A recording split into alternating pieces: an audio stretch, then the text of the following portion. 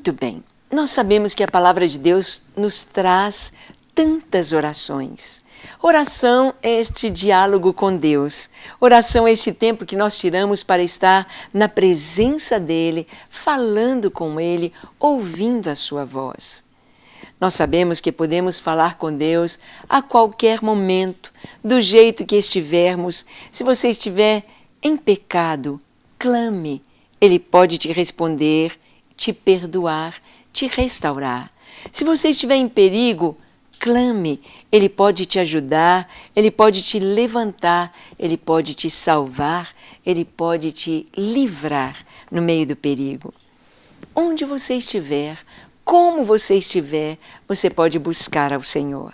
Buscar junto com outra pessoa, 2 a 2, orando, 3, 5, 10, uma grande multidão, nós podemos orar. E nós podemos orar falando com Deus de tantas coisas, mas nós podemos clamar. Clamar é aquele grito de aflição.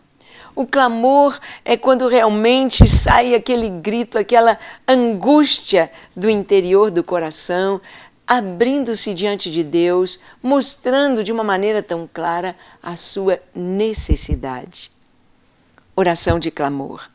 Nós vamos encontrar na palavra de Deus, vamos encontrar quando o povo de Deus estava ali no Egito. E eles haviam descido para o Egito por uma direção de Deus. Desceram 75 pessoas da família de Jacó. Jacó, seus filhos, noras, netos, desceram para o Egito. Desceram por causa da fome, uma grande fome que assolou Canaã. E no Egito havia comida. Havia comida no Egito porque o filho de Jacó, José, era o governador do Egito. Recebera instrução de Deus, a revelação, a interpretação do sonho do faraó, e que haveria 7 anos de fartura e depois 7 anos de extrema escassez. E José teve o entendimento que no tempo da fartura ele deveria trabalhar, ele deveria ajuntar todo o trigo, ajuntar toda a produção para o tempo de escassez. E foi isso que José fez. Orientou o faraó e o faraó o colocou como supervisor, como segundo homem em todo o país. Todos deveriam obedecer José. E para serem salvos da fome, toda a família de Jacó, aquelas 75 pessoas, desceram ao Egito. Ficaram lá, de acordo com a profecia, por 400 anos, 430 anos. E depois que esse tempo estava se findando, eles deveriam retornar. Mas o tempo foi passando, a profecia deveria se cumprir, os 430 anos passaram e eles estavam então aflitos. Quando Deus vai nos livrar? Como Ele vai nos tirar daqui? Muitas vezes Deus promete, mas nós não temos a paciência para esperar o tempo de Deus. O povo de Israel esperou, mas começaram então a clamar. E Deus já tinha preparado o libertador, Deus já tinha preparado Moisés para livrar o seu povo. E Moisés falhou na primeira experiência, quando ele se deu a conhecer aos seus irmãos, aos hebreus, que ele também era hebreu. Moisés, ele tentou com suas mãos livrar o povo de Israel. Ele matou um egípcio, escondeu o corpo dele na areia e pensou que ninguém viu. Ele pensou que ninguém estava sabendo do que ele havia feito. Mas não tem jeito de esconder coisas tão graves, tão sérias. E então, Moisés, ele teve de fugir do Egito. Moisés teve de sair como jurado de morte. Ele teve de sair do Egito. Ficou 40 anos no ostracismo, 40 anos cuidando dos rebanhos do sogro dele, Reuel ou Jetro. E nesses 40 anos ele ficou lá sem que ninguém o visitasse, ninguém soubesse do seu paradeiro, nem que ele ainda estava vivo. Moisés, então, está cuidando dos rebanhos do seu sogro, quando ele teve um encontro com o Deus de Abraão, o Deus de Isaque, o Deus de Jacó.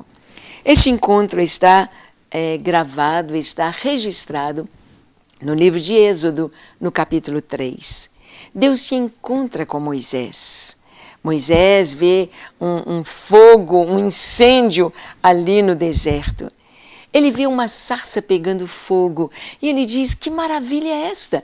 Um fogo que não precisava de combustível para existir.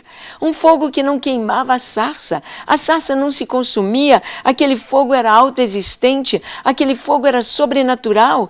Ele não queimava a sarça, ele não precisava da sarça. Moisés se aproxima e ouve o Senhor dizendo: Moisés, Moisés, tira a sandália dos teus pés, porque o lugar em que estás é terra santa. Moisés cobre o seu rosto, porque ele não quer olhar para Deus. Ele entendeu que é Deus que está ali naquele lugar. E Deus começa a lhe dizer. E o Senhor diz no versículo 7, Êxodo 7, aliás, Êxodo 3, de 7 a 9, marque aí na sua Bíblia, diz: o Senhor lhe disse: eu vi a opressão do meu povo no Egito. Ouvi o grito de aflição, o clamor diante dos opressores e tomei conhecimento dos seus sofrimentos. Desci para libertá-los das mãos dos egípcios e fazê-los sair desse país para uma terra boa e espaçosa. Terra onde corre leite e mel. Para a região dos cananeus, dos heteus, dos amorreus, dos fariseus, dos heveus e dos jebuseus. O grito de aflição, o clamor do meu povo chegou aos meus ouvidos. Eu vi a opressão que os egípcios fazem pesar sobre eles. O Senhor disse: o clamor do meu povo chegou aos meus ouvidos. O clamor é este grito de aflição. O clamor é este grito desesperado por ajuda. É um grito angustiado. É o clamor. Muitas vezes nós passamos por situações tão difíceis. Muitas vezes uma enfermidade, um luto, uma separação, uma dor, uma traição, coisas tão terríveis, provas tão duras, enfermidades sobrevêm a qualquer um de nós, a qualquer tempo, em qualquer época, em qualquer idade. E vem então este grito de aflição, vem então este clamor da nossa alma: Deus, socorro! Deus, ajuda-me! Deus, eis-me aqui! Deus, contempla meu sofrimento! Deus, veja aquilo que eu estou vivendo, que eu estou passando, ajuda-me! É um clamor, é um grito da alma direcionado tão somente para Deus. Esta é a oração de clamor. Clamor pelo sofrimento. Clamor por causa do sofrimento. Um grito de aflição. Deus se encontra com Moisés e, respondendo àquele clamor, respondendo àquele grito de sofrimento, de angústia, Deus diz: Moisés, vai a Faraó e diz-lhe: deixa sair o meu povo. Nós sabemos que Moisés luta muito para não ir, mas finalmente ele vai. Ele se encontra com Faraó e Deus usa de uma maneira tremenda. Mas é muito importante lembrarmos que o Senhor disse: eu tenho visto a aflição do meu povo e o seu clamor chegou aos meus ouvidos. O meu clamor e o seu clamor chega ao Senhor. É importante que você saiba disso.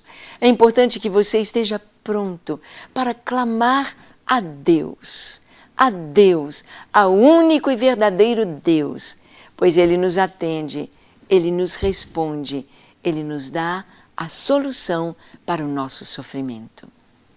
Não é importante clamar? Não é importante chorar diante dEle? Não é importante dizer: Deus, eu preciso de Ti. Eu necessito da Tua ajuda, eu necessito da Tua resposta. Com o coração cheio de angústia, um grito, um clamor. Nós podemos nesta hora orar. Eu não sei qual é a sua situação, não sei qual é a sua enfermidade, não sei qual é a sua luta, não sei qual é a dor que você está sentindo ou vivendo neste momento. Mas eu sei que o meu Deus, o nosso Deus, pode ouvir o seu clamor. Vamos orar? Feche seus olhos, curve a sua fronte. Se for possível, se ajoelhe e ore comigo, dizendo assim: Senhor, eu clamo a Ti. Elevo a Ti a minha voz, a minha alma, o meu coração dolorido, trago diante de Ti.